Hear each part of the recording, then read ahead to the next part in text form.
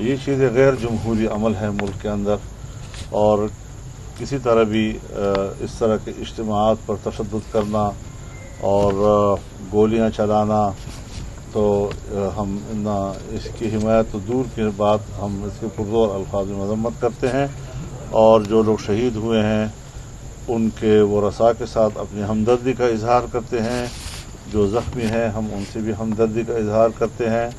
اور ان کی جلد صحت یابی کی ہم دعا کرتے ہیں۔ جمعیت علماء اسلام اس جرگے کے حوالے سے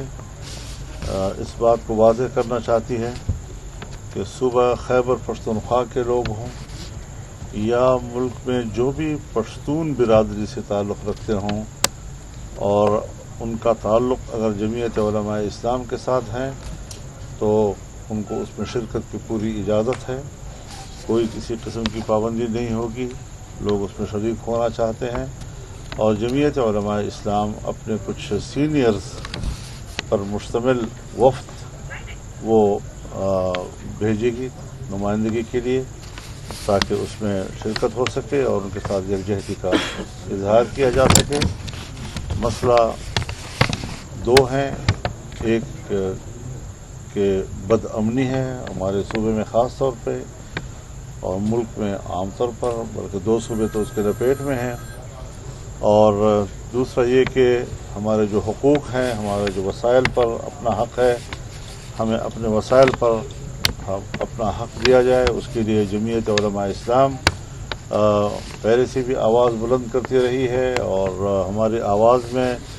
کوئی بھی آواز شریک ہوگی تو ہم ان کو خیر مقدم کہیں گے، اور اپنی طرف سے بھی ہم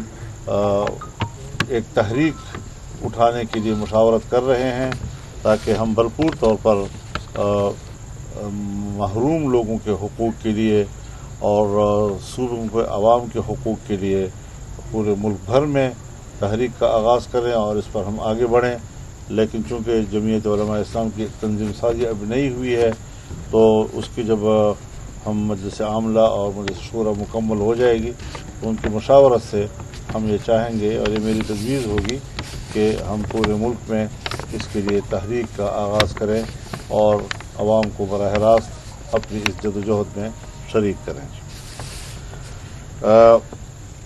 ہم یہ بھی مطالبہ کرتے ہیں کہ جو لوگ شہید ہوئے ہیں حکومت فوری طور پر اس کی دیت ادا کرے، اور جو زخمی ہیں ان زخمیوں کا سرکاری طور پر علاج ہونا چاہیے، اور حکومت اپنی طرف سے ان کی مدد کرے، اخراجات وہ برداشت کرے۔ اس سلسلے میں ہم نے صوبہ خیبر پختونخوا کی جمعیت علماء اسلام کے جو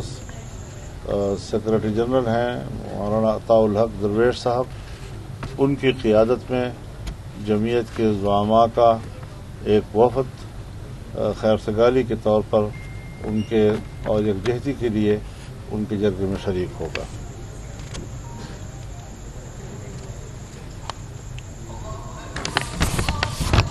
تو یہ آج ہم نے اناؤنس کرنا ہے۔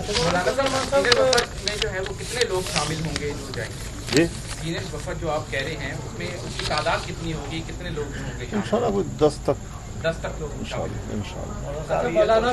یہ تو ٹھیک ہے، آپ کا ایشو کبھی کا سیریس ایشو ہے، آئینی ترمیم پہ لوگ سننا چاہ رہے ہیں کہ متحدہ ملا پیپلز پارٹی کو بلاول صاحب بھی آئے تھے۔ یہ اچھا سوال کیا آپ نے،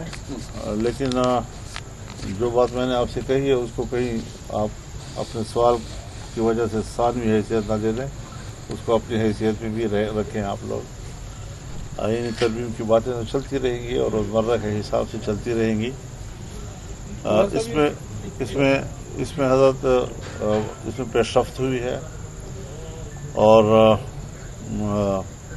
ایک تعجب کی بات ہے کہ آج جب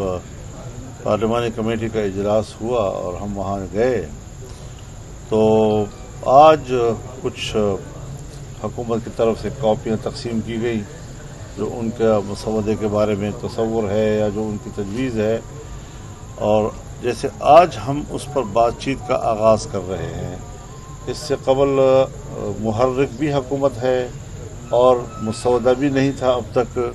آج ہی اراکین کمیٹی کو انہوں نے کاپیاں تقسیم کی ہیں، تو ظاہر ہے کہ ہمارے وکلاء اس کو دیکھیں گے. اور ہم نے تجویز یہ کیا ہے کہ چونکہ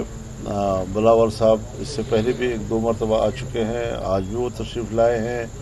اور ہم نے اس بات پر اتفاق کیا ہے کہ جمعیت علماء اسلام اور پاکستان پیپلز پارٹی وہ ایک متفقہ مسودے کی طرف آگے بڑھیں.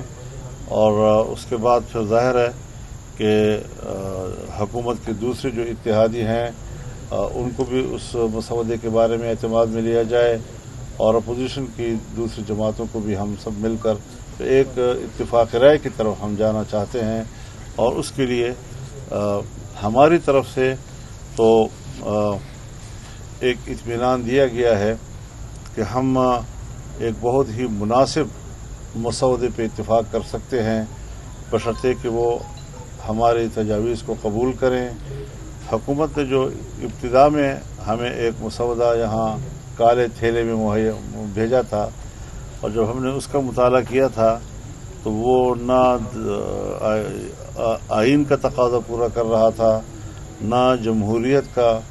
اور نہ آئینی اور جمہوری اداروں کا، نہ عدلیہ کا. تو ہم نے مسترد کر دیا تھا، اور ہم ابھی بھی اپنے موقف پہ قائم ہیں، اور ہم کوشش کر رہے ہیں کہ جو قابل اعتراض مواد ہے اس کے اندر اس کو مکمل طور پر صاف کیا جائے، اور جس پر اتفاق رائے ہو سکے کہ جس سے آئین میں اصلاحات آئیں، عدلیہ میں اصلاحات آئیں، نہ یہ کہ ہم بگاڑ پیدا کریں. ہم نے 18ویں ترمیم کے ذریعے سے بھی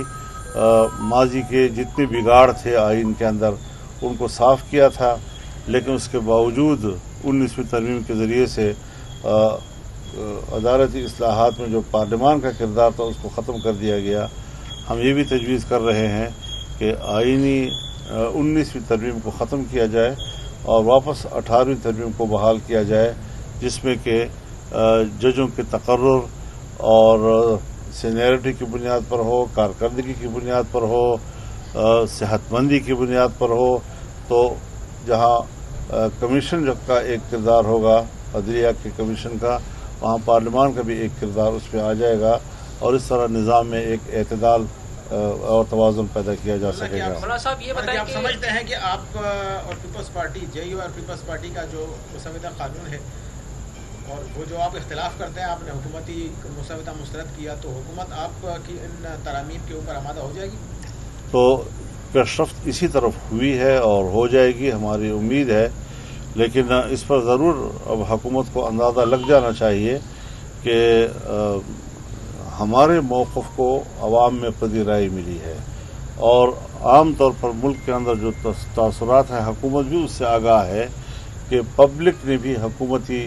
مسودے کا تو تصور ہے، حالانکہ ان کے سامنے تو مسودہ موجود نہیں ہے، لیکن اس تصور ہی کو مسترد کر دیا. اور جو ہم نے موقف دیا اور جس حد تک بھی دیا ہم نے، تو اس کو عوام نے پذیرائی بخشی ہے. میں سمجھتا ہوں کہ جب پارلیمنٹ عوام کی نمائندہ ہے تو عوام کے مزاج کو، عوام کے نبض کو انہوں نے پڑھ لیا ہوگا، سمجھ لیا ہوگا، اور ہمیں عوام کی خواہشات کو نظر انداز نہیں کرنا چاہیے، نہ ہم اس کے متحمل ہیں.